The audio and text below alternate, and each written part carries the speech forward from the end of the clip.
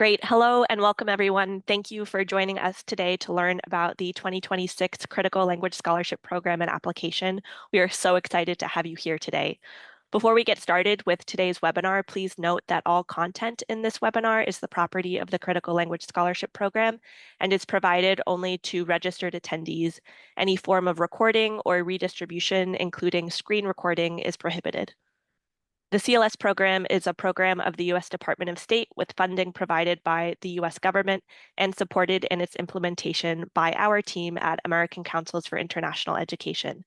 My name is Elizabeth Beaton, and I'm the program officer for Arabic with the CLS program at American Councils for International Education. And I'm joined by two alumni of our program, as well as my colleague Yulia, and I'll let her introduce herself. Thank you, Elizabeth. Hello, everyone. My name is Yulia. I am the program officer for Persian and Russian languages with the CLS program. And as Elizabeth mentioned, we're joined by two wonderful alumni ambassadors, Yunbin and Wajiha, and I will pass it over to them to introduce themselves.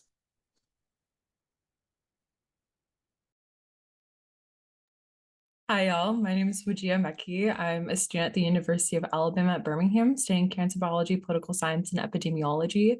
I am a very grateful two-time CLS participant for starting off with Spark, and then most recently this year, traveling to Meknes, Morocco on an abroad scholarship opportunity. Hey guys, my name is Hyunbin Park. I am a CLS Russian alumni. I studied in Kyrgyzstan back in 24. Now I'm an Army officer stationed in Bilsak, Bavaria, Germany. And I'm so grateful for the experience that I had as a CLS recipient. And I'm ready to answer any question that you guys have and share my story. Thank you both so much for introducing yourselves. So we will cover in today's presentation an overview of the CLS Arabic and Russian programs. And you will also hear from Yunbin and Wajia. So feel free to use the Q&A box in this meeting as we go along. We will have time at the end of the presentation to answer any of your questions. The CLS program is an intensive summer opportunity funded by the U.S. government. Summer 2026 will be the 20th anniversary of the CLS program, which was launched in 2006 as part of the National Security Language Initiative. This interagency initiative was designed to expand the number of Americans who study and speak languages of strategic importance to the United States' national security, economic prosperity, and engagement with the world. The CLS program is proud to have supported over 10,000 Americans since the program's inception. By supporting American students in developing advanced language skills, CLS prepares them to contribute to a globalized workforce, strengthen U.S. economic leadership, and advance national security. So why Arabic? Today, Arabic is becoming an increasingly important language to know in many fields. It is the fifth most spoken language with more than 300 million Arabic speakers.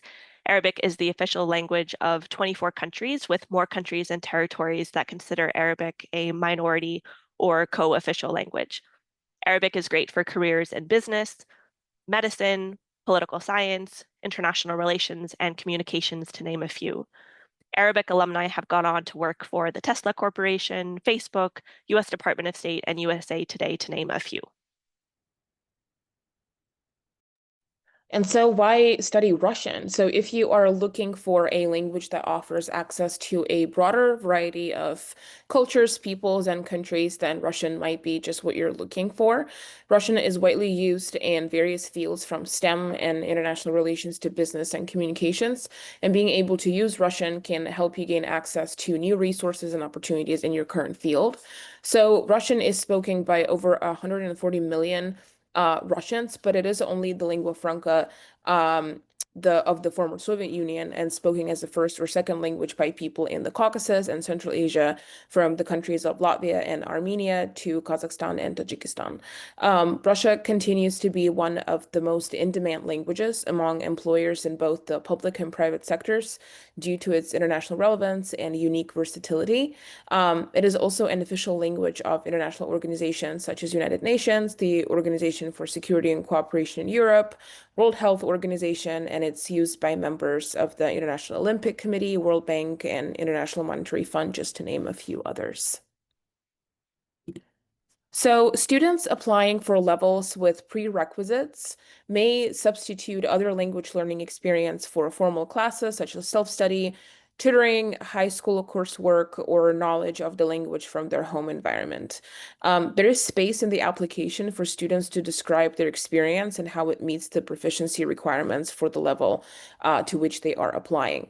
So students applying for levels with prerequisites must plan to meet the requirements by the beginning of June, so before the CLS program begins in 2026. So for example, if a student is taking beginner level Arabic this fall semester and will take another semester of Arabic in the spring, then they will have completed 2 semesters by the time the program starts in June and will be eligible to apply for the Arabic program. Russian is the same, and it also requires 1 year of study or equivalent prior to the start of the institutes in June. So the 2026 program will take place over the course of 8 weeks between June and August. Small group classes and activities will be facilitated by faculty and staff at host institutions abroad. So each of our partner institutions will host 15 to 20 students, further divided into smaller class sizes by language level, which ensures strong learning outcomes as well as more opportunities for the cohort to share and develop interests with each other. So participants do agree to a language policy that requires them to speak only in the language that they're studying while in the classroom. So due to the program's intensity, students should be prepared to fully commit to the CLS program and set aside other obligations like independent travel, research, or internships. Beyond the structured language classes, students immerse themselves in culture through activities like tea ceremonies, calligraphy lessons, and tours to historic sites. Outside of the classroom, participants are also assigned to language partners from their host communities to help practice everyday conversation skills. CLS alumni report that their language partners are often their favorite part of the program and that they become quick, lifelong friends. As you've heard today, the CLS program emphasizes the importance of fostering meaningful connections with local cultures and individuals in the host country or region. To that end, when possible, students are placed with host families to further support cultural immersion. So, in addition to the academics, each student will be paired with a language partner. This language partner is typically a young individual from the host community. In summer 2025, many Arabic and Russian language partners were local university students. So, with their language partners, they will have the ability to have conversation practice with a native speaker in an informal environment. So, students can explore the host community and ask questions about the language and the culture. Language partners will be an opportunity for students to gain insight into the country that they will be studying through. Previous CLS Arabic program sites were held in Nizwa, Oman, Amman, Jordan, and Meknes, Morocco. In 2025, CLS Russian was hosted in the cities of Bishkek, Kyrgyzstan, and Daugavpils, Latvia. In previous years, CLS was hosted in various sites in Russia, but we don't anticipate returning to Russia in the near future. Sites for 2026 will be announced in the spring. When students are applying for the program, it's crucial to understand that you're applying for a language, not a specific site or location. In many cases, the goal is to send students to a new country that they have not traveled to before. For Arabic, all sites will teach modern standard Arabic primarily, but will have some dialect instruction. In addition, students will experience excursions and cultural activities to help build a deeper understanding of each host country. So for some, the most exciting thing about the CLS program is that it is funded by the US government.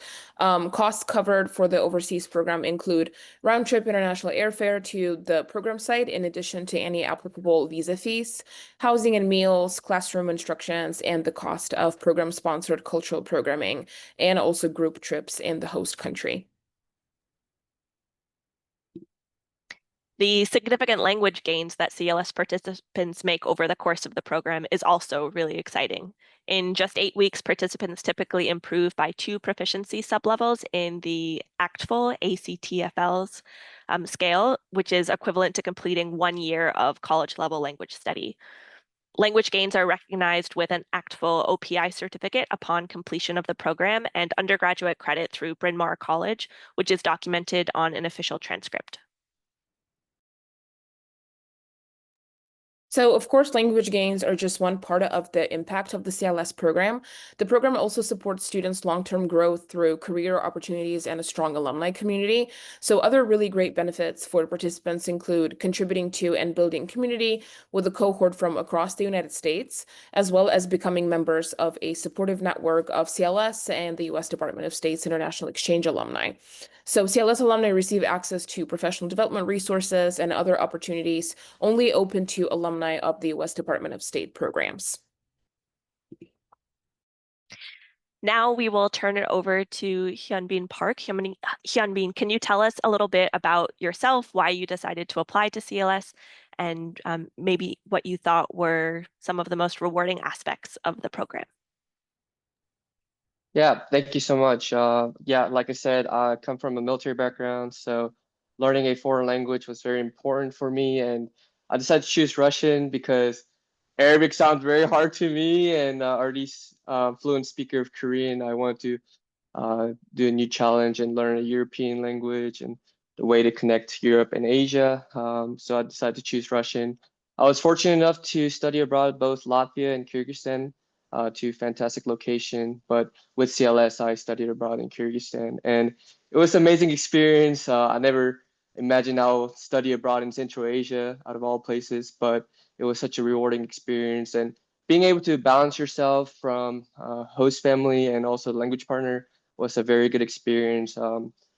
With the language partner, obviously, they're same age as you, so you have a similar interest, and they can show you what the locals are doing on the weekend. So I got to not only interact with the language partner, but I also got to explore the city and hang out with the language partner, which was huge help for me. And living with the host family was a phenomenal experience. I still keep in contact with my host family, fortunately enough.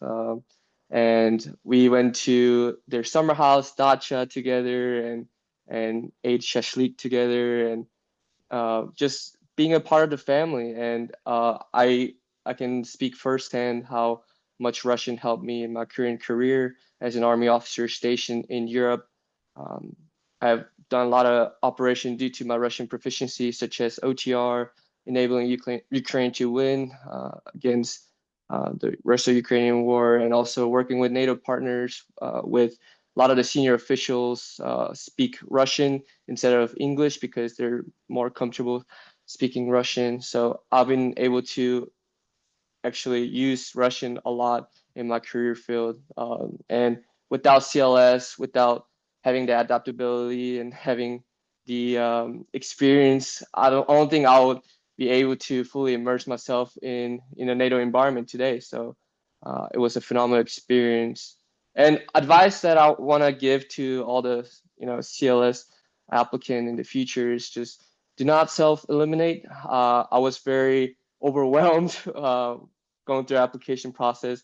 However, looking back at it, it was amazing decision, and I would love to do CLS program every year if I could. And please do not self-select, and please apply for CLS. It's a life-changing experience, and I want to keep it short, and that's about it.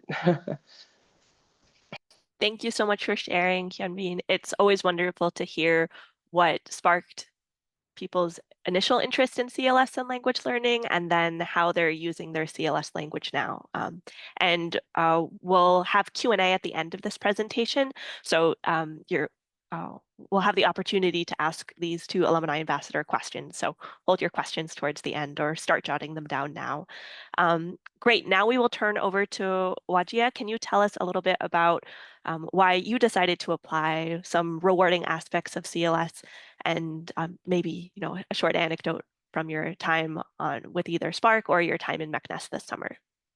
Yeah, for sure. So for me, I began my Arabic journey first time through CLS Spark. And I think that's, though it's not offered this upcoming term, I think it's just a testament of any way that you have been able to explore Arabic, at least within my experiences, is useful and valuable to the conversation that you have with yourself prior to applying for CLS, especially if you're interested in Arabic. Prior to my CLS journey, as I like to say, I really was focused in on more of the tangible opportunities and perspectives that were maybe more policy focused or development focused. Coming from such an interdisciplinary background, I was intentional with leveraging language as a way to combine all of my interests to serve folks in the best way possible, especially being a student from the Southeast. There aren't many communities that I get the chance to connect with on a day-to-day basis. So being able to learn Arabic broadened my opportunity to continue to serve folks domestically and internationally. Really thinking about my experience in MECNES, I had a blast. I truly did have the best, most growth, most driven opportunity to really grow while in MECNES. And I had the opportunity to not only connect with folks that I knew, surprisingly, I did have some folks from my previous Spark cohorts and folks that I've just interacted with casually over the past couple of years join me in MECNES by chance, but make a lot of new connections. And I think thinking about the connections I made, my growth was rooted in the conversations I had with folks on the ground, folks from MECNES or folks from different areas within Morocco, and being able to learn a little bit about them and learn what their perspectives are and open this chance for dialogue with the little Darija or the little Fusha that I did know. So I think for me, something that was stand out in regards to my experience was getting the chance to volunteer while in Morocco. I had waited a little bit of time to better equip myself with the Arabic I needed to go out and connect with folks that were beyond that of the institution or beyond that of CLS. And having CLS mobilize that opportunity for me, not only preparing me with the language skills, but giving me a chance to connect with folks in the community as soon as we arrived, really allowed me to set myself up for success when going about and serving the community in MECNES as well. So overall, I can never stop singing the praises of CLS and really how much it's influenced my future goals, but then also my current growth that we're always gonna continue to need. So lots of great things, thankfully. Thank you both so much. This has been such a joy hearing from both of you and your experience on the CLS program and how it really impacted you in your academic and professional career. So it's always a pleasure hearing those things. So thank you both. So now let's quickly touch on eligibility of the program and make sure that you are all set to apply. So students are eligible for the CLS program if they are US citizens or nationals enrolled in an accredited degree granting program at a US-based institution at the time of their application. So participants must be at least 18 years old by May 15th, 2026, and have completed at least one full year of college level study by the start of the program. So applicants for the CLS program may be at the undergraduate or graduate level. So students who are graduating seniors at the time of application and students enrolled in one-year master's programs are eligible to apply. So students from any field of study can prepare a really competitive application for the CLS program. We really want applications from students of all majors at all levels of language learning, and we really encourage students of all disciplines to think about how critical languages can help their careers. So applicants for the 2026 program are selected based on commitment to language learning, preparation for and alignment with program expectations, contribution to citizen diplomacy and national impact, and connection between language and academic and professional goals. So all other Factors being equal, the CLS program gives preference to veterans of the United States Armed Forces and alumni of the 2025 CLS Spark virtual initiatives who participated last year and maintain eligibility, apply for the same language will receive automatic semifinalist status. So that does include Russian and Arabic languages.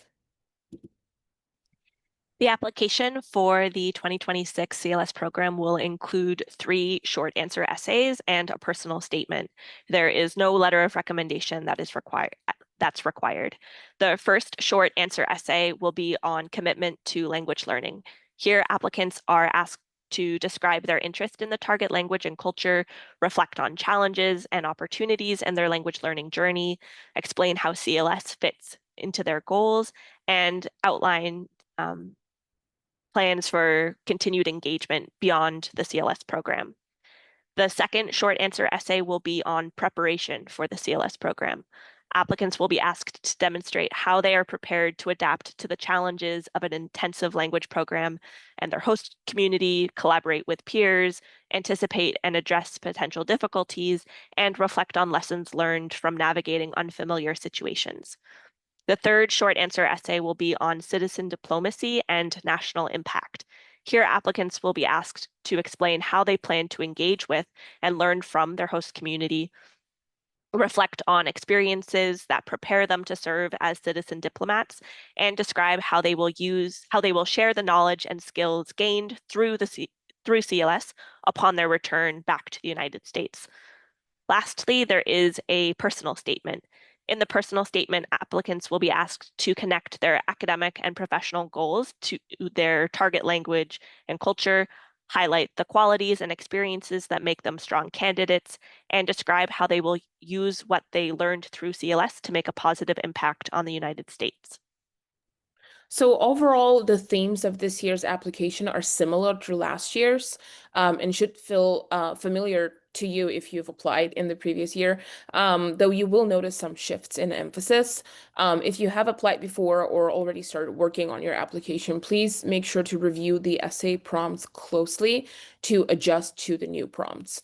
As always, we are looking for applications who can clearly connect their participation in the CLS program to their academic and professional goals, as we've mentioned before, and who are ready to take on the challenges of an intensive language-focused study abroad experience. The CLS program works in close partnership with faculty and staff members at colleges and universities throughout the United States. These dedicated individuals volunteer their time to serve as advisors and support students interested in applying for the CLS program, playing a crucial role in the success of the initiative. We highly recommend that you reach out to them at the start of your application for guidance throughout the application process. You can see if there is a CLS advisor at your institution by visiting clscholarship.org/universities or using the QR code on the screen. If there is no CLS advisor at your institution, faculty might be able to provide suggestions for topics related to international aspects in specific fields. Writing centers, study abroad offices, fellowship or scholarship offices, or career centers are also available on many campuses for feedback on essays. As you refine your application, remember to plan for timely submission.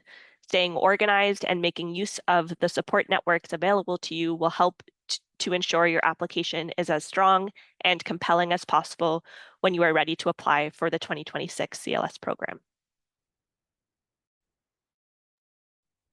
So the application for the 2026 CLS program is now open, and it will close on Tuesday, November 18th at 8 p.m. Eastern Time or 5 p.m. Pacific Time. We really recommend submitting well in advance of the deadline to avoid any last-minute computer glitches or really any tech issues that might prevent you from submitting on time. So notifications of semifinalist status will be sent by email in late January of 2026, and finalists or alternates of the program or non-recipients of the scholarship will be notified by email in early March of 2026. So students who are selected for the award will have about 2 weeks to either accept or decline the offer, at which point declined awards will be offered to alternate candidates down the list. That concludes today's formal presentation. We will be offering weekly office hours throughout the rest of the application period where you can drop in and ask your questions. You can register for these virtual events and more at clscholarship.org/events. Otherwise, you can call and email us if you have questions about the program or the application. Our phone number is 1-202-833-7522, and our email address is cls@americancouncils.org. Thank you again for taking the time to join us this afternoon. We'll now move to the Q&A portion of the presentation.